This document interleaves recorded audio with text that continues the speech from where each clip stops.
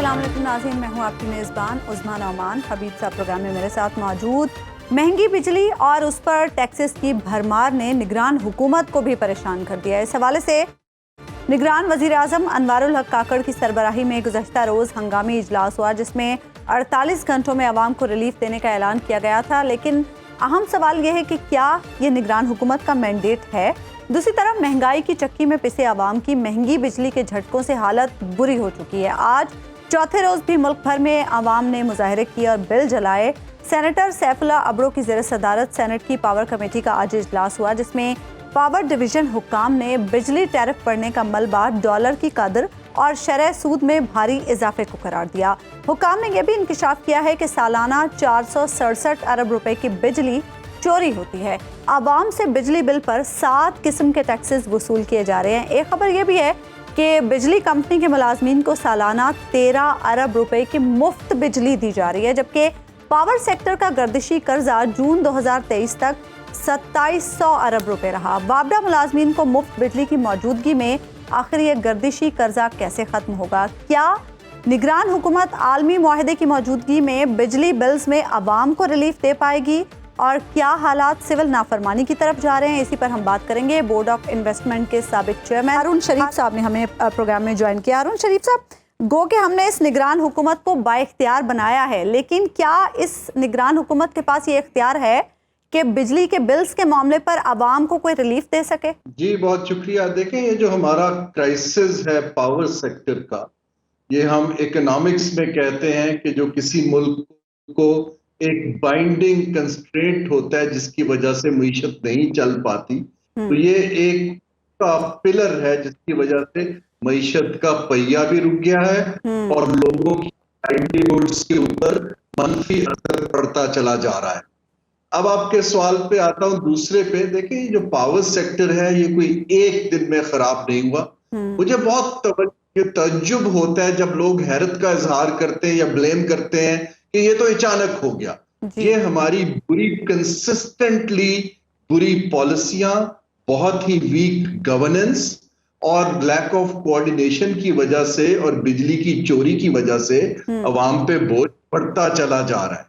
اب جب یہ ہو رہا ہے اور نظر آ رہا ہے تو ایک تو نگران حکومت کو بھی حیران نہیں ہونا چاہیے، ان کو اس کو ایکسپیکٹ کرنا چاہیے تھا کہ واٹس کمنگ۔ اب جہاں تک مینڈیٹ کا تعلق ہے، دیکھیں 3 حصے ہیں۔ ایک تو اس کے اندر جو سٹرکچرل فلا ہے کہ ہم 63% بجلی امپورٹڈ فیول کے اوپر بناتے ہیں، ٹھیک ہے جی؟ بالکل۔ اس کے علاوہ سٹرکچرل فلا یہ ہے کہ ہمارے جو آئی پی پی کے معاہدے ہیں اس کے اندر ایک فکسڈ کیپیسٹی پیمنٹ کی جاتی ہے، چاہے آپ وہ بجلی بنائیں یا نہ بنائیں جی۔ اب یہ جو سٹرکچرل فلاز ہیں یہ تو نگران حکومت نہیں دور کر سکتی، کیونکہ اس کے اندر تو ایک پولیٹیکل کنسنسس بلڈ کرنا پڑے گا اور اس کو اندر آپ کو قوانین میں ترمیم کر کے ایک ایمرجنسی سچویشن کریٹ کر کے اس کو نیگوشیٹ کرنا، اور اس کی کوئی صورت ہمیں مستقبل قریب میں نظر بھی نہیں آ رہی ہے جی۔ جو گورننس کا پارٹ ہے جہاں پر بجلی کی تھیفٹ جیسے آپ نے بتائی ہے، جو کہ میرے ایسٹیمیٹس کے مطابق 500 ارب روپے سے کراس کر جائے گی اس فائنینشیل ایئر کے اندر۔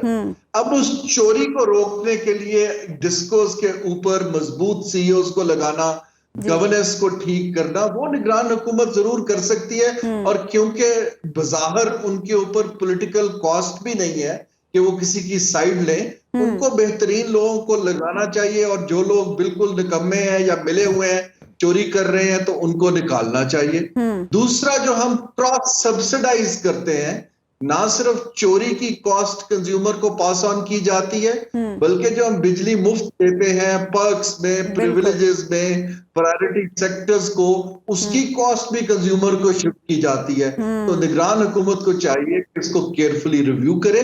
یہ ان کے اس وقت نئے جو الیکشن کمیشن کے قوانین کے مطابق ان کے مینڈیٹ میں ہارون صاحب، کیا نگران حکومت یہ کر سکتی ہے؟ یہ کوئی امیڈیٹ کام تو نہیں ہے جو آپ بتا رہے ہیں، اس میں بھی 6 مہینے لگیں گے، اور ظاہر ہے پھر اگر ان کے کچھ پولیٹیکل نتائج ہوتے ہیں تو اس کو بھگتنے کے لیے کوئی پولیٹیکل گورنمنٹ نہیں ہے، کیونکہ یہاں پہ تو آپ ذرا کچھ چینج کریں گے، مظاہرے شروع ہو جائیں گے اور کچھ اور دوسری طرف معاملہ چل پڑے گا۔ حبیب صاحب کچھ چیزیں تو کی جا سکتی ہیں. دیکھیے نا, ایک تو جو سوسائٹی کو سینس آف ایکوالٹی دینے کی ضرورت ہے. آپ جو گورنمنٹ کے بجلی ریلیٹڈ خرچے تو آپ کم کر سکتے ہیں نا. آپ اگر پرکس اینڈ پریویلیجز کو ریویو کر لیں, اپنے بھی کر لیجئے, ریٹائرڈ لوگوں کے بھی کر لیجئے. اگلی حکومت آ کے اس کو بھلے ریورس کرتی ہے, کیا کرتی ہے, لیکن میرا خیال ہے کہ وہ جو آپ کو سیونگز ہوں گی وہ آپ غریب اور متوسط طبقے کو پاس آن کر سکتے. اچھا ہارون صاحب, یہ معاملہ صرف بجلی کی وجہ سے, یہاں پہ بجلی تو ایک اس پورے جو مہنگائی کا پیراڈائم ہے اس کا ایک حصہ ہے. ہمارے ہاں جو آپ کو لگتا ہے کہ جو معاشی پرابلمز ہیں ان کو کچھ سیدھا کیا جا سکتا ہے, جیسے SIFC ہے اس کا بھی اجلاس ہوا, کچھ اس طریقے سے ہم آگے بڑھ سکتے ہیں اگلے 2-3 مہینے میں؟ دیکھیے 2-3 ماہ تو آپ اگر ایک کریڈیبل حبیب صاحب پلان ٹیبل پہ رکھ پائیں تو وہ ہمارے ملک کے لیے ایک بہت بڑی فیور ہوگی. مجھے بڑا تعجب ہوتا ہے جب نگران وزراء کی میں سٹیٹمنٹ سنتا ہوں کہ ہم ایکسپورٹ کو کہاں سے کہاں لے جائیں گے, 80 ارب پہ لے جائیں گے. کوئی جو 75 سال میں کام نہیں ہوا اب 3 ماہ میں کیسے کر لیں گے نا, وہ تو میتھمیٹیکلی بھی پاسبل نہیں ہے. تو میری رائے یہ ہے کہ جو نگران حکومت اگر یہ کہے کہ ہم دنیا کے بیسٹ ایکسپرٹ کو انگیج کر کے اگلے 3 ماہ میں پاور سیکٹر کو ریزالو کرنے کا ایک پلان ٹیبل پہ رکھتے ہیں. ابھی جو لوگ دبے ہوئے ہیں ان کو ہم اس طرح یہ خرچے روک کے یہ انفراسٹرکچر نہیں بنائیں گے, ان کو کچھ ریلیف دے رہے ہیں. اس سے زیادہ نہ ایکسپیکٹ کرنا چاہیے, نہ وہ کر سکتے ہیں. لیکن ابھی بھی جو میں دیکھ رہا ہوں, اگر تو وہ انہی بیوروکریٹس پہ ریلائی کر کے پلان بنا رہے ہیں جو کہ پارٹ اینڈ پارسل ہے پرابلم کا, تو یہ ریزالو نہیں. اور ہارون صاحب, یہ جو اجلاس پہ اجلاس کر رہے ہیں وزیر اعظم, نگران وزیر اعظم صاحب, آپ سمجھتے ہیں کچھ لوگ تو امید لگائے بیٹھے ہیں کہ شاید کوئی ریلیف مل جائے؟ کوئی فسکل سپیس ہے ان کے پاس کہیں سے کوئی ریلیف دینے کی؟ دیکھیے فسکل سپیس جو ایگزسٹنگ بجٹ کا سٹرکچر ہے اس میں تو آپ جس دن قرض کا سود دے دیتے ہیں فسکل سپیس ختم ہو جاتی ہے. یہ تو آپ کو پرائرٹیز میں کچھ روکنا پڑے گا جو آپ ری ڈسٹریبیوٹ کر سکیں. آپ مزید قرض لینے کے متحمل نہیں ہیں. حبیب صاحب نے SIFC کی بات کی ہے. حبیب صاحب جو SIFC ہے وہ ایک G2G government to government golf کے ساتھ ٹرانزیکشنز کا میکنزم ہے تاکہ بیوروکریسی اس کے اندر ہنڈر نہ کرے. وہ ہماری کوئی میڈیم ٹرم اکنامک مشکلات کا حل نہیں ہے. ہاں گورنمنٹ کو ایکسٹرنل بل یا لون پے کرنے میں شاید تھوڑی سی گنجائش کچھ 6-8 ماہ کی سال کی اس سے مل جائے اگر کچھ ڈیلز ہو جاتی ہیں. دیکھیں اکنامکس کوئی 100-200 سال سے بدلی نہیں ہے. ہمیں اب اس نہج پر آ گئی ہیں ہماری پالیسیز کے نتائج میں کہ اب تو آپ کو کچھ سٹرکچرل چینج ڈھانچے میں کرنی پڑے گی کیونکہ یہ سٹرکچر تو 240 ملین کی آبادی کو سپورٹ نہیں کر سکتا. تو ہارون صاحب جو ایک بات کہی جا رہی ہے کہ ڈسکوز جو ہیں جتنی بھی ڈسٹریبیوشن کمپنیز ہے, لیسکو ہے, IESCO ہے, FESCO ہے, یہ سب ہم میپکو, KE تو خیر پہلے پرائیویٹائزڈ ہے, کوئٹہ والوں کو یعنی صوبوں کو دے دی جائے, کوئٹہ کی بلوچستان کو دے دی جائے, تو کیا صوبوں کو ڈسکوز کا ٹرانسفر کچھ مسئلے کو حل کر سکتا ہے؟ کہ مجھے یہ بتائیے کہ ابھی آپ نے 18ویں امینڈمنٹ میں بہت سی چیزیں ڈیوالو کی, ٹھیک ہے جی, کیا عوام کی سروس ڈیلیوری بہتر ہو گئی ہے؟ نہیں. I rest my case here. دیکھیں جب ایک مشین کے اندر کیپیبلٹی ہی نہیں ہے, اس کے اندر نالج ہی نہیں ہے اور وہ پیٹنیج کے اندر دبا ہوا ہے, تو آپ اس سے ایکسپیکٹ کرنا وہی غلطی دوبارہ دہرا کے کہ رزلٹ فرق آئے گا, تو رزلٹ تو فرق نہیں آئے گا. اس وقت دیکھیں یہ پہلے اگر آپ کو یاد ہو, آپ لوگ ینگر ہیں, کہ یہ پہلے ایک واپڈا ہوتا تھا, اس کو انبنڈل کیا گیا کہ ڈسٹریبیوشن کو علیحدہ کر دیا گیا, ٹرانسمیشن کو علیحدہ کر دیا گیا, جنریشن کو علیحدہ کر دیا گیا. اس سے ہماری بلکہ کوارڈینیشن اور خراب ہو گئی. ہاں یہ ضرور ہو گیا کہ ریٹائرڈ سرکاری افسروں کے نوکریاں زیادہ نکلنی شروع ہو گئی کیونکہ نئی کمپنیاں بننی شروع ہو گئی.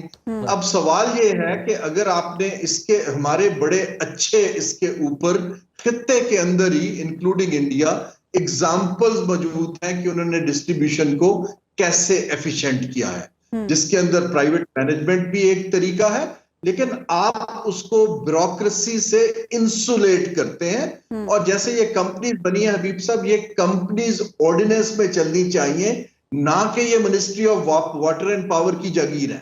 اگر آپ اس کو انڈیپینڈنٹ بورڈ چلائے گا جس کو ٹارگٹس دیے جائیں گے تو یہ کمپنیاں بہتر پرفارم کریں گی. اگر سیکریٹری صاحب خود بیٹھیں گے بورڈ کے اوپر تو ابھی سے میں لکھ کے دیتا ہوں کہ دیٹس اے ڈیزاسٹر, جو کہ ہم نے ساری اسٹیٹ اور انٹرپرائز میں دیکھا ہے. اچھا ہارون صاحب, آپ نے ابھی بات کی گورننس کی کہ یہ نگران حکومت گورننس کے معاملات پر توجہ دے سکتی ہے. مفت بجلی والوں کی اگر ہم سہولت ختم کر دیتے ہیں تو کیا اس کا ریلیف کچھ عوام کو مل سکتا ہے یا بس قومی خزانے کو ہی اس کا بھی فائدہ ہوگا؟ دیکھیے ابھی تک جو ایسٹیمیٹس آ رہے ہیں وہ کوئی 40-50 ارب روپے کی بجلی جو کہ مفت میں دی جا رہی ہے اور جو کہ جس کا کہ کوئی بنتا نہیں ریزننگ, تو وہ کچھ ریلیف تو غریب کو آپ دے سکتے ہیں. اس کی بیس پہ کچھ بینکوں سے ڈیل کر کے میں بھی آپ قسطیں بنا سکتے ہیں کچھ لوگوں کی. لیکن 464 ارب کی اوور آل کراس سبسیڈائزیشن ہے جو میں نمبر پڑھ رہا ہوں. کہ اس کا مطلب یہ ہے کہ جو آپ پاس آن کر رہے ہیں لوگوں کو سبسڈی کی کاسٹ, کسی کو جو سستا دیتے ہیں اس کی کاسٹ جو کنزیومر کو دے رہے ہیں وہ تقریباً 464 ارب روپیہ. اگر آپ وہ سبسڈیز کو کچھ کم کرتے ہیں تو عوام کو کچھ ریلیف دیا جا سکتا ہے. لیکن اگر آپ بل دیکھیں, یہ والا جو بل ہے اس کے اندر یہ تو ایک بڑی کامک سچویشن ہے اگر لائٹر ٹون میں دیکھیں. اس کے اندر سرچارجز ہیں, اس کے اندر ابھی تک ٹیلی ویژن کی 35 روپے فیس اب تو ریڈیو کی بھی ہے جی, اس کے اندر ٹیکس ہے, فردر ٹیکس ہے, ایکسٹرا ٹیکس ہے. Now this is a joke کہ آپ نے بل کے مد میں ہر دنیا کا ایک خانہ اس کے اندر ڈالا ہوا ہے. اب میری اس کے اندر رائے یہ ہے نگران حکومت کو کہ وہ ایک ایکسپرٹس کا پینل بنائیں جن کو یہ کام آتا ہو, بیوروکریسی کی بجائے انسولیٹ کر کے ان سے کہیں جی 30 دن کے اندر آپ ہمیں کانکریٹ ایک پلان دیجیے. اور میں آپ کو گارنٹی دیتا ہوں کہ ایسے پلان بن چکے ہیں جن کو بیوروکریسی ریجیکٹ کر دیتی ہے, پولیٹیشنز ریجیکٹ کر تو دیتے ہیں. کوئی امیڈیٹ ریلیف کی شکل تو آپ کو لگ رہا ہے کہ نہیں ہے؟ نہیں جی, آپ کے پاس جیب میں حبیب صاحب ہے ہی کچھ نہیں, تو امیڈیٹ ریلیف تو آپ صرف کسی کو روک کے جو کیش ٹرانسفر کر سکتے ہیں, ورنہ کہاں سے پیسہ آئے گا؟ آپ مزید قرض تو لینا اس ملک کے ساتھ مزید زیادتی ہوگی.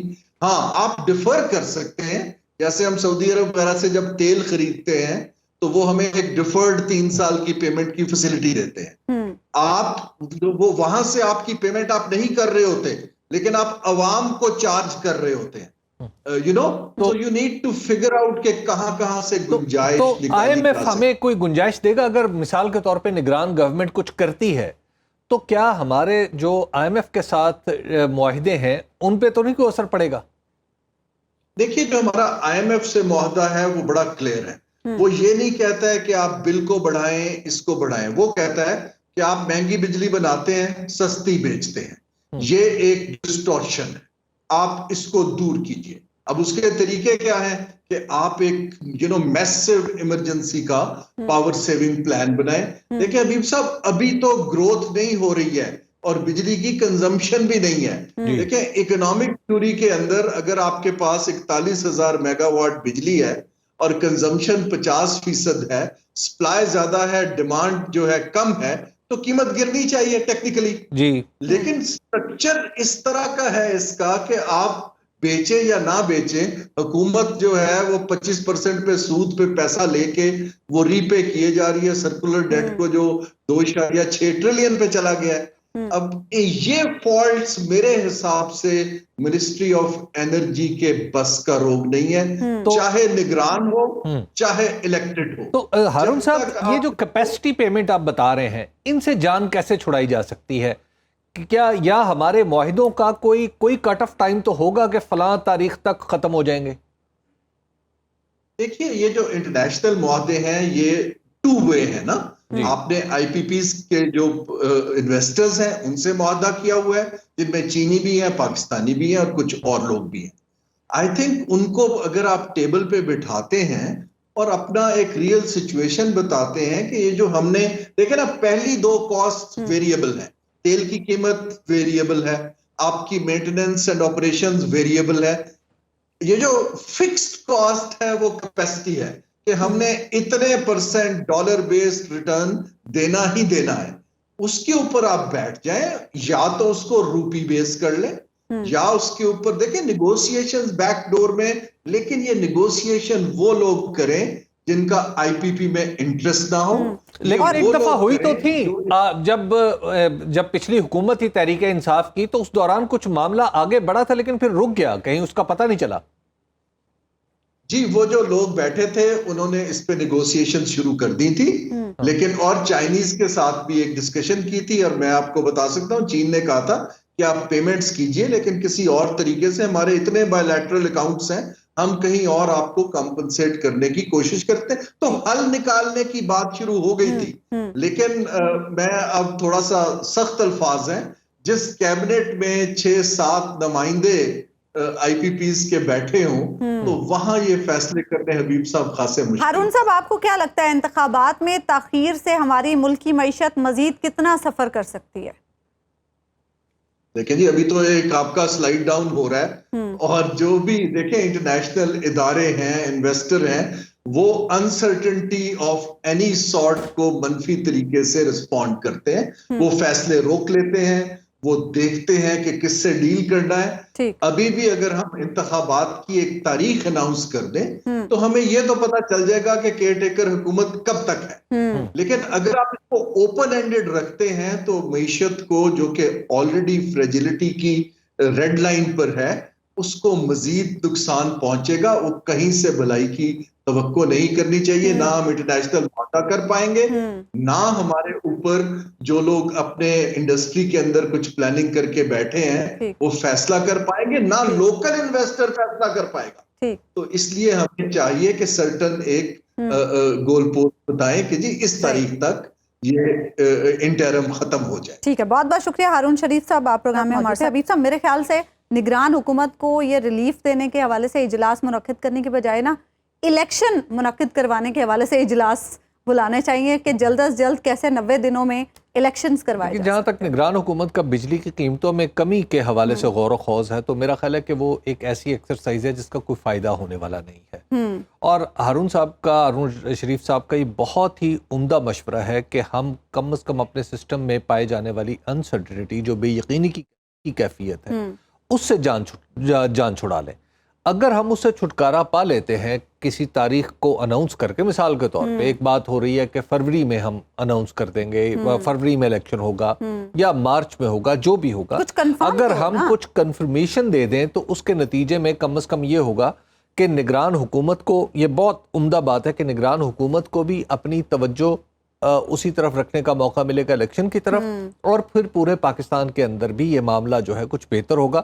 اور بجلی کے بارے میں اب چونکہ بجلی اتنا سینسٹیو مسئلہ بنا ہے کہ اس کی جو قیمتیں ہیں یہ اگلی آنے والی جو پولیٹیکل پارٹیز ہیں انہیں ابھی سے طے کرنا چاہیے کہ ہم آ کے یہ کریں گے، انہیں اس پہ غور و خوض کا موقع ملنا چاہیے. اگر اسی طرح انڈیفینٹ پیریڈ آف ٹائم کے لیے الیکشن آگے جاتا رہا تو کوئی پارٹی تو شاید اپنا منشور بھی پوری طرح تیار نہ کر پائے. سچویشن دیکھ رہے ہیں حبیب صاحب، جس طرح سے مظاہرے ہو رہے ہیں ملک میں، لوگ بہت زیادہ غم و غصے کا شکار ہیں، حالات سول نافرمانی کی طرف بھی جا سکتے ہیں. دیکھیے وہ تو بہت آگے کی بات ہے. پریکٹیکلی اگر یعنی کسی سچویشن کو آپ سول نافرمانی کہیں تو وہ تو بہت آگے کی بات ہے.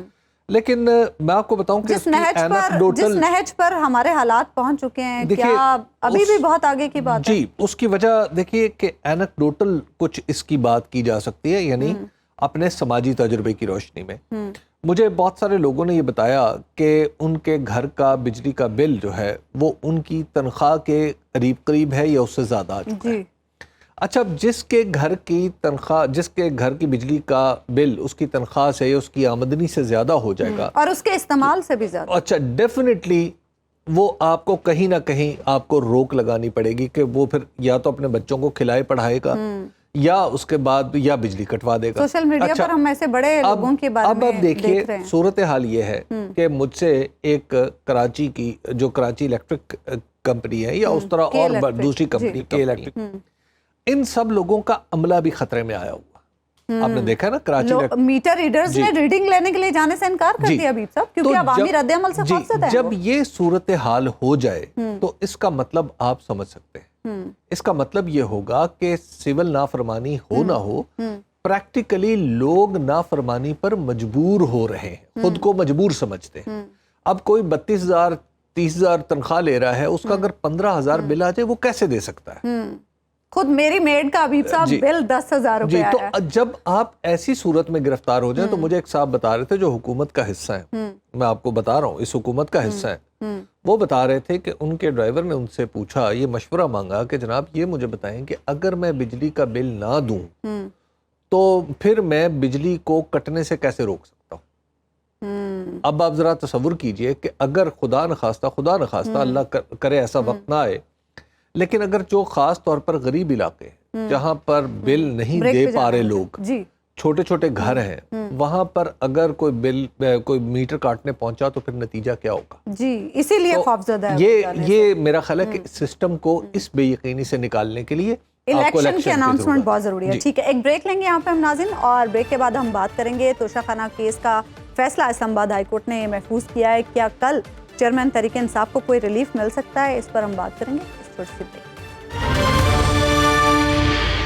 ویلکم بیک ناظرین، چیئرمین تحریک انصاف کی توشہ خانہ کیس میں سزا معطلی سے متعلق درخواست پر اسلام آباد ہائی کورٹ نے 5ویں سماعت کے بعد فیصلہ محفوظ کر لیا ہے۔ عدالت عالیہ کے چیف جسٹس عامر فاروق کی سربراہی میں 2 رکنی بینچ کل صبح 11 بجے یہ فیصلہ سنائے گا۔ آج دوران سماعت الیکشن کمیشن کے وکیل امجد پرویز نے سزا معطلی کی درخواست کی مخالفت کرتے ہوئے مختلف قوانین اور عدالتی فیصلوں کے حوالے دیے، جبکہ چیئرمین تحریک انصاف کے وکیل سردار لطیف کھوسہ نے کہا کہ وہ ان دلائل میں مزید کچھ شامل نہیں کرنا چاہیں گے۔ سپریم کورٹ کے چیف جسٹس عمر عطا بندیال نے اس کیس میں جمعرات کو ریمارکس دیے تھے کہ اسلام آباد ہائی کورٹ کو فیصلہ کرنے دیں، اس کے بعد ہم یہ کیس سنیں گے۔ دوسری طرف پی ٹی آئی سربراہ کی اپیل کی ممکنہ منظوری کے بعد سائفر سمیت مختلف مقدمات میں انہیں گرفتار کیے جانے کا بھی امکان ہے۔ آج کی عدالتی کارروائی سے متعلق جانیں گے۔ سنو نیوز اسلام آباد کے بیورو چیف کامران خان ہمارے ساتھ پروگرام میں موجود ہیں۔ کامران، فیصلے محفوظ کرنے کی کچھ روایت سی بن گئی ہے ہمارے عدالتی نظام میں، اور شاید یہ فیصلے ہی سب سے زیادہ محفوظ ہیں اس ملک میں۔ آج کیا کارروائی ہوئی عدالت میں؟ جی بالکل شکریہ۔ دیکھیں آج یہ جو معاملہ کنکلوڈ ہوا، یہ 2 معاملات تھے جو کہ اس وقت اسلام آباد ہائی کورٹ میں توشہ خانہ سے متعلق ہیں۔ ایک تو مرکزی اپیل ہے جس میں کہ سزا کو ختم کرنے کی درخواست کی گئی ہے، لیکن ابھی اس کے اوپر دلائل نہیں ہوئے کیونکہ یہ معاملہ یہ ٹائم ٹیکنگ ہوتا ہے، تو اس لیے اس کے اوپر ابھی دلائل نہیں۔ اسی لیے چونکہ یہ پروسیس چونکہ لمبا ہوتا ہے، تو اس لیے اسی دوران ایک اور درخواست دائر کی جاتی ہے اس کے ساتھ ہی، جس میں کہا جاتا ہے کہ جب تک مرکزی اپیل پر فیصلہ نہیں ہو جاتا اس وقت تک عبوری ریلیف دیا جائے، اور جو آپریشن ہے ججمنٹ کا، آرڈر کا، یعنی جو سزا ہے اس کو معطل کر دیا جائے۔ اس کا یہ ہوتا ہے کہ پھر اگر وہ سزا معطل کر دی جائے تو ضمانت پر ملزم جو ہے یا مجرم جو ہے وہ باہر آ جاتا ہے، اور پھر وہ جب تک اپیل چلتی رہتی ہے، جب تک اپیل پر حتمی فیصلہ نہیں ہوتا تو وہ جیل سے باہر رہتا ہے۔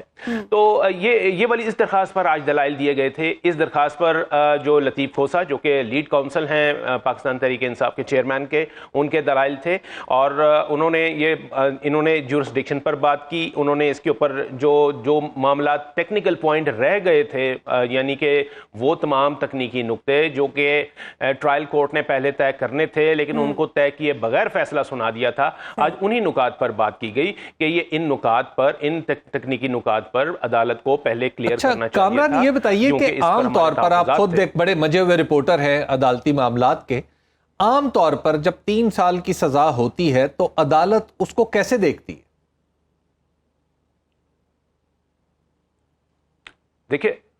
دیکھیں اس میں کوئی شک نہیں ہے کہ اس قسم کی جتنی سزائیں ہوتی ہیں سب میں اپیل ہوتی ہے، لیکن میں نے جیسے کہ بتایا کہ اپیل جو ہے وہ ٹائم ٹیکنگ ہوتی ہے، تو اس دوران جو ہے وہ درخواست مانگی جاتی ہے، حکم امتناع مانگا جاتا ہے، سسپینشن آف ججمنٹ یا سسپینشن آف سینٹنس جو ہے اس کی درخواست کی جاتی ہے، اور ایسا ہو جاتا ہے۔ تو اسی طریقے سے یہی کیس جو ہے، یہی معاملہ جو ہے نواز شریف کے ساتھ بھی ہے۔ تو یہ جو درخواست ہوتی ہے یعنی عبوری ریلیف والی، یہ تمام کیسز میں آ جاتی ہے اور اس کو انٹرٹین بھی کیا جاتا ہے، لیکن یہ کس بنیاد پر ہوتا ہے کہ جی وہ کون سے نکات ہیں، وہ کون سی ٹیکنیکلٹیز ہیں جس پر کہ جس کی بنیاد پر یہ ریلیف مانگا جاتا ہے، کیونکہ ورنہ تو انتظار کیا جاتا ہے کہ یہ مرکزی اپیل جو ہے اس کے اوپر پہلا فیصلہ ہو، میرٹ کے اوپر دلائل سنے جائیں اور پھر یہ دیکھا جائے کہ جی جو سزا ہے اس کو ختم کرنا ہے یا اس کو برقرار رکھنا ہے۔ تو یہ اس پرٹیکولر کیس میں تو بڑا واضح نقطہ ہے کہ عدالت نے یعنی اسلام آباد ہائی کورٹ نے حکم دیا کہ کیس کا ایک خاص نقطہ کہ مینٹینیبل ہے یا نہیں ہے، قابل سماعت ہے یا نہیں ہے، اس پہ دوبارہ غور ہوگا، دوبارہ غور نہیں ہوا۔ جج صاحب کے حوالے سے بڑے تحفظات کا اظہار کیا جاتا رہا مسلسل ہمایوں دلاور صاحب کے بارے میں پی ٹی آئی کی طرف سے، پھر یہ بھی کہا گیا کہ یہ پری ڈسپوزڈ ہے، یعنی پہلے سے ہی جج صاحب نے مقدمہ سننے سے پہلے ہی اپنا دماغ بنا لیا تھا، ذہن بنا لیا تھا کہ انہوں نے کنوکٹ کرنا ہے۔ پھر ان کا رویہ بھی جو کچھ جیسے میڈیا میں رپورٹ ہوتا رہا وہ کچھ ایسا تھا کہ شاید جج صاحب کو کسی وجہ سے شاید ان کو غصہ ہے۔ تو یہ سارا جو چیزیں ہیں یہ عدالت میں ڈسکس تو ہوئی ہیں، تو عام طور پہ جب اس طرح کا کیس ہوتا ہے تو پھر کیا ہوتا ہے؟ جی بالکل، ابھی صاحب نے صحیح کہا کہ یہ جورسڈکشن کا معاملہ، یہ مینٹینیبلٹی کا معاملہ، یہ جو رائٹ ٹو ڈیفنس کا معاملہ تھا، اس کے علاوہ پروڈکشن آف وٹنسز کی ایک درخواست تھی جس کے اوپر کوئی فیصلہ نہیں دیا گیا، اور جج صاحب کے اوپر 22 کا ایلیگیشن لگا تھا، یعنی ان پر متعصب ہونے کا الزام لگایا گیا تھا، لیکن اس کے باوجود جو ہے وہ یہ جو جج ہے یا یہ جو جج کی عدالت تھی، یعنی وہ چینج آف جج کی ریکویسٹ کی گئی تھی، اس کو بھی قبول نہیں کیا گیا تھا۔ اچھا میں اس میں یہ بات بتا دوں کہ یہ والا معاملہ جو ہے اگرچہ ان کے سزا ہو چکی ہے اس میں چیئرمین پی ٹی آئی کو، لیکن اس کے باوجود یہ والا معاملہ جو ہے یہ سپریم کورٹ میں بھی زیر التوا ہے۔ وہ اس طریقے سے کہ جب اسلام آباد ہائی کورٹ نے یہ معاملہ دوبارہ ٹرائل کورٹ کو بھیجا اور اسی جج کی عدالت میں بھیجا جہاں سے کہ یہ پہلے مینٹینیبل قرار دیا جا چکا تھا، پھر دوبارہ انہی جج کو کہا گیا کہ جی آپ دوبارہ اس کو دیکھیں کہ یہ مینٹینیبل ہے یا نہیں ہے، یعنی وہ مینٹینیبلٹی کا فیصلہ پہلے سنا چکے تھے، اس کے باوجود جو بھیجا گیا تو دوبارہ انہی کو بھیجا گیا کہ آپ دوبارہ اس کی مینٹینیبلٹی جو ہے وہ ڈٹرمن کریں۔ تو مشکلات تو کم نہیں ہوں گی چیئرمین تحریک انصاف کی، کیونکہ اگر انہیں اس مقدمے میں ریلیف مل بھی جاتا ہے اس کیس میں، تو سائفر والے مقدمے میں ہم آج یہ خبر دیکھ رہے تھے کہ جو انہیں گرفتار کرنے کے لیے ٹیم تو وہاں پہنچی ہوئی تھی اٹک جیل، تو پھر انہیں ریلیف تو پھر نہیں ملے گا۔ عظمیٰ صاحبہ بالکل، اور یہ آپ اگر یہ لسٹ کرتی جائیں کہ وہ چیئرمین پی ٹی آئی کو اس وقت کن کن مقدمات میں گرفتاری کا سامنا ہے، تو ایک تو آپ نے کیس بتا دیا سائفر والا معاملہ جو کہ آفیشل سیکرٹ ایکٹ کے تحت جو ہے وہ چلایا جا رہا ہے ان کے اوپر، اور ایف آئی اے جو ہے وہ پولیس ایف آئی اے کی پولیس جو ہے وہ ابھی بھی آج بھی اس نے انویسٹیگیشن کی ہے اور وہ ان کی گرفتاری کے لیے تیار ہے۔ Number 2، 3 counter terrorism department C T D کے کیسز ہیں، یعنی دہشت گردی سے متعلق کیسز ہیں 3، جو کہ ایک سنگجانی یہاں اسلام آباد کے قریب جو علاقہ ہے وہاں پر توڑ پھوڑ اور تشدد کا معاملہ تھا اور دہشت گردی کا، اور ایک گورڑا پولیس اسٹیشن میں تھا۔ تو یہ 3 مقدمات ہیں جس میں کہ کاؤنٹر ٹیررزم ڈپارٹمنٹ کو ان کی گرفتاری مطلوب ہے، اور ان میں ان کی بیل جو ہے وہ بھی ریجیکٹ ہو چکی ہے۔ اس کے علاوہ 6 کرمنل کیسز ہیں جی مختلف اسلام آباد پولیس کے پاس، جن میں کہ ضمانتیں جو ہیں وہ کینسل ہو چکی ہیں۔ وہ 6 کیسز جو ہیں وہ یہ ان میں پولیس جو ہے یعنی اسلام آباد پولیس جو ہے وہ ہوگی۔ پھر آپ یہ دیکھیے کہ توشہ خانہ کیس جو ہے یعنی جس میں یہ سزا بھگتی جا رہی ہے اور پھر سزا میں ضمانت ملنے کی بات ہو رہی ہے، گرفتاری کے لیے کیسز بہت ہے، بندہ ایک ایسے کورٹ میں بھی ہے، یہ نیب کورٹ میں بھی ہے، یعنی توشہ خانہ والا کیس جو ہے آپ یہ دیکھیے کہ اس کے خلاف نیب میں بھی اپلیکیشن گئی ہوئی ہے، اور سب سے بڑھ کر یہ کہ 9 مئی کے بعد جو واقعات ہوئے تھے اس میں لاہور پولیس نے D I G investigation Lahore نے ایک لیٹر لکھا ہوا ہے جس میں انہوں نے یہ کہا ہوا ہے کہ انہیں پولیس اسٹیشن سرور روڈ میں ایک ایف آئی آر درج ہے جس میں کہ چیئرمین پی ٹی آئی جو ہیں وہ نامزد ملزم ہیں، اس میں 780 ہے، دہشت گردی کی دفعات ہیں، اس کا مطلب مقدمے تو کئی ہیں۔ کامران یہ بتائیے کہ جب چیئرمین پی ٹی آئی کی گرفتاری کسی دوسرے مقدمے میں ہوگی تو کیا بس جیل میں کاغذی تبدیلی ہوگی یا باقاعدہ طور پر انہیں باہر لا کے دوبارہ گرفتار کرنا ہوگا؟ ابھی صاحب آپ بھی جانتے ہیں کہ عموماً جب اس قسم کے آرڈرز ہوتے ہیں یعنی کسی مجرم یا ملزم کو ریلیف دینے والے ان کو رہا کرنے کے آرڈرز ہوتے ہیں تو اس میں جج صاحب اپنے آرڈر میں یہ لکھتے ہیں کہ جی ہی may be released if not required in any other case. ٹھیک. یعنی وہ لکھا جاتا ہے کہ اگر یہ کسی اور کیس میں ریکوائرڈ نہیں ہے تو پھر ان کو ریلیز کر دیا جائے. تو اگر جب وہاں پر سارے کھڑے ہوئے ہوں جو متعلقہ پولیس ہے وہ گرفتاری ڈالنے کے لیے وہ وہاں پر موجود ہو تو ایسی صورت میں تو وہ شاید صرف کاغذی کارروائی جو ہے وہی منتقل ہوگی. ٹھیک ہے. بہت بہت شکریہ کامران خان, آپ ہمارے ساتھ پروگرام میں موجود تھے. سر دست ریلیف ملنا مشکل ہی لگ رہا ہے. اس حوالے سے ایک بریک لیں گے یہاں پہ ہم ناظرین, اور بریک کے بعد واپس آئیں گے تو ہم بات کریں گے سیاسی منظرنامے. ویلکم بیک ناظرین. انتخابی سیاست کی ہم بات کریں تو آج ایم کیو ایم اور جماعت اسلامی کے وفود نے الیکشن کمیشن حکام سے ملاقات کی اور انتخابات سے متعلق اپنی تجاویز دیں. میڈیا سے گفتگو میں فاروق ستار نے مشترکہ مفادات کونسل میں ایک اور بعد میں دوسرا موقف اپنانے پر پیپلز پارٹی قیادت کو تنقید کا نشانہ بنایا.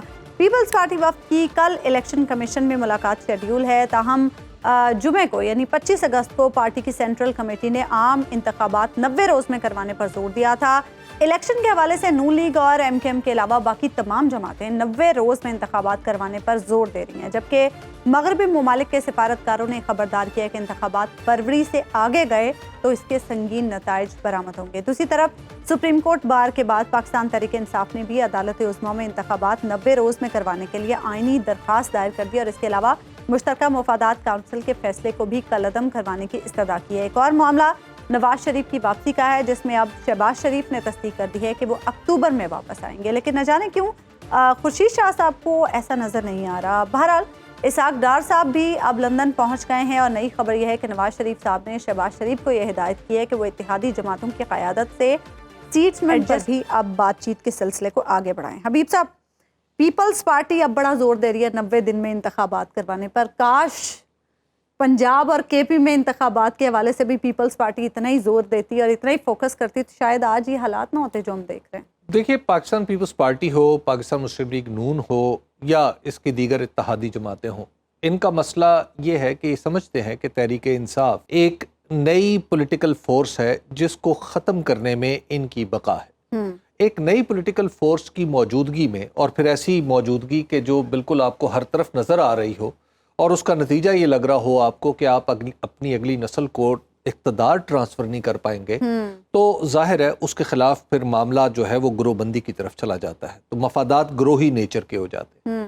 تو اس وجہ سے پاکستان تحریک انصاف کو کچلنے کے لیے ان دونوں جماعتوں نے دستور کی دھجیاں اڑا دیں, قانون کا مذاق بنا دیا, خود اکانومی کی جو حالت کی وہ آپ کے سامنے ہے. تو اس وجہ سے اب ان دونوں جماعتوں کے پاس, اور ان دونوں جماعتوں نے ایک دوسرے کے خلاف مورچہ لگائے رکھا اور بعد میں صرف تحریک انصاف کو ختم کرنے کے لیے باقاعدہ طور پر مولانا فضل الرحمان کی موجودگی میں انہوں نے ایک دوسرے کے ساتھ ہاتھ بھی ملا لیے اور اب تک وہ ہاتھ ملے ہوئے ہیں.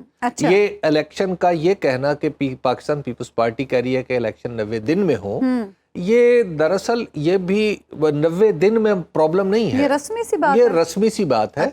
پاکستان تحریک انصاف کو یہ, معاف کیجیے گا, پیپلز پارٹی کو صرف یہ خوف کھائے چلے جا رہا ہے کہ اس وقت چونکہ رندہ جو ہے صرف تحریک انصاف پر چل رہا ہے, تو وہ رندائی جو ہے کہیں ان پر نہ ہو جائے. اور آپ نے دیکھا ہے کہ ابھی کچھ وزراء کے بارے میں نیب کی خبریں چل رہی ہیں کہ ان کے گھر سے برآمد ہو گیا, ان کو کسی کو حفاظتی ضمانت لینی پڑ رہی ہے, سب کچھ ہو رہا ہے. تو یہ ابھی آپ پیپلز پارٹی یہ سمجھ رہی ہے کہ یہ دراصل واٹر ٹیسٹنگ ہے.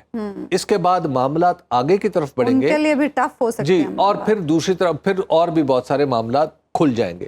مثال کے طور پہ آپ ذرا دیکھیے نا کہ جناب بلاول بھٹو زرداری صاحب وزیر خارجہ رہے ہیں, کیبنٹ کے اہم ترین فیصلوں میں شامل رہے ہیں, یعنی اس فیصلے میں بھی شامل رہے ہیں جس میں کیبنٹ نے پاکستان کی سپریم کورٹ کے فیصلے کا مذاق اڑاتے ہوئے اس کو ردی کی ٹوکری میں پھینکا تھا. جی بالکل. اور پھر ظاہر ہے 16 مہینے جو شخص وزیر رہا ہو کچھ نہ کچھ تو نکل ہی آئے گا, کوئی چائے کا کپ نکل آئے گا, کوئی کھانا نکل آئے گا, کوئی باہر جاتے ہوئے کوئی خرچہ نکل آئے گا, کچھ نہ کچھ تو نکل آئے گا. تو لہٰذا اب خوف یہ ہے کہ کہیں خدا نخواستہ معاملات اس طرف نہ چل پڑے, اس طرف نہ چل پڑے. اس لیے 90 دن کے اوپر پاکستان پیپلز پارٹی پورا زور لگائے اپنا, یعنی اب بظاہر ایسا لگ رہا ہے کہ زور لگا رہی ہے, حالانکہ پریکٹیکلی سب کو پتا ہے کہ اس کی بات میں کیا اہمیت ہے. جو 2 صوبے, خود بلاول بھٹو زرداری صاحب اسمبلی کے فلور کے اوپر پریس کانفرنسوں میں یہ بات بیان کرتے رہے ہیں کہ 2 صوبوں میں الیکشن نہیں ہونا چاہیے، توجیہ پیش کرتے رہے ہیں، تو آج وہ کیسے کہہ رہے ہیں کہ الیکشن ہونا چاہیے؟ تو لہٰذا ان کا یہ کہنا کہ 90 دن میں الیکشن ہو رہے ہیں، یہ ایک سیاسی حربہ ہے۔ اس حربے کے نتیجے میں نہیں حربہ، اس حربے کے نتیجے میں وہ چاہتے ہیں کہ نظریں ان کی طرف نہ پڑے، لیکن میں آپ کو خبر دے دیتا ہوں۔ اچھا، خبر یہ ہے پیپلز پارٹی کے لیے کہ سندھ کا ریکارڈ چھانا جانا شروع ہو چکا ہے۔ اچھا، یعنی اور سندھ میں بہت جلد آپ دیکھیں گے کہ وہاں پر جو بد امنی اور لاقانونیت کے نام پر بہت ساری چیزیں ہونے والی ہیں، اور یہ خبر ہے ایم کیو ایم کے لیے بھی اور خبر ہے پیپلز پارٹی کے لیے بھی۔ ہوشیار ہو جائیں۔ اچھا حبیب صاحب، نواز شریف صاحب کے حوالے سے اب ایک اور نئی ڈیٹ سامنے آ گئی ہے کہ اب وہ اکتوبر میں آ رہے ہیں۔ اکتوبر میں بھی آئیں گے آپ کو لگتا ہے؟ نہیں، اکتوبر میں مجھے لگتا ہے ایک اور ڈیٹ سامنے آ جائے گی۔ اچھا، ہاں، اس کی وجہ یہ ہے کہ یا ستمبر میں ہی ایک اور ڈیٹ آ جائے گی؟ اکتوبر میں ڈیٹ آئے گی۔ دیکھیے وہ ایک پنجابی کا محاورہ ہے جس کا مطلب کچھ یوں ہے کہ پہلے وعدہ کریں گے تو پھر اس کو توڑنے کا سبب پیدا ہوگا نا۔ اچھا، ٹھیک ہے نا، تو لہٰذا یہ جو کارا اور لارا ہم مانی لفظ ہے کہ پہلے وعدہ کریں گے پھر توڑیں گے، تو یہ کارے اور لارے کا چکر جو ہے نا وہ چلتا رہے گا۔ تو یہ کارا جو ہے ہم کب سے سن رہے ہیں؟ 2021 سے سن رہے ہیں، اور آج کیا ہے 2023، تو اور 2023 بھی اپنے فیگ اینڈ پہ جا رہا ہے، یعنی اپنے دوسرے نصف میں ہے۔ تو اب مجھے نہیں لگتا نواز شریف صاحب واپس تشریف لائیں گے۔ ان کے آنے کے لیے کچھ پری ریکویزٹس ہیں، کچھ بنیادی شرائط ہیں، وہ میں آپ کو عرض کر دیتا ہوں۔ پہلے صرف ایک شرط تھی کہ چیف جسٹس عمر عطا بندیال کی جگہ جسٹس قاضی فائزی صاحب تشریف لے آئیں تو وہ آ جائیں گے۔ جی بالکل۔ لیکن اب انہیں پتا چلا ہے کہ ستمبر میں صرف یہی ایک تبدیلی نہیں ہے، اور بھی بہت ساری تبدیلیاں آنی ہیں۔ تو وہ جو بہت ساری تبدیلیاں آنی ہیں وہ ان کو بھی دور سے بیٹھ کے دیکھنا چاہ رہے ہیں کہ کیا وہ تبدیلیاں ان کے لیے قابل قبول ہیں اور وہ فضا ایک موضوع بنا دیں گی یا نہیں۔ تو وہ جب تک تبدیلیاں پوری طرح رونما نہیں ہو جائیں اور ان کے اثرات اسیس نہیں کر لیے جائیں گے، نواز شریف صاحب واپس یعنی جب تک سارا حساب کتاب ٹھیک نہیں ہو جائے گا تب تک واپسی ممکن نہیں ہے۔ پروگرام کا وقت ختم ہوا، ناظرین آپ سے ملاقات ہوگی انشاءاللہ کل، اللہ نے کے بعد۔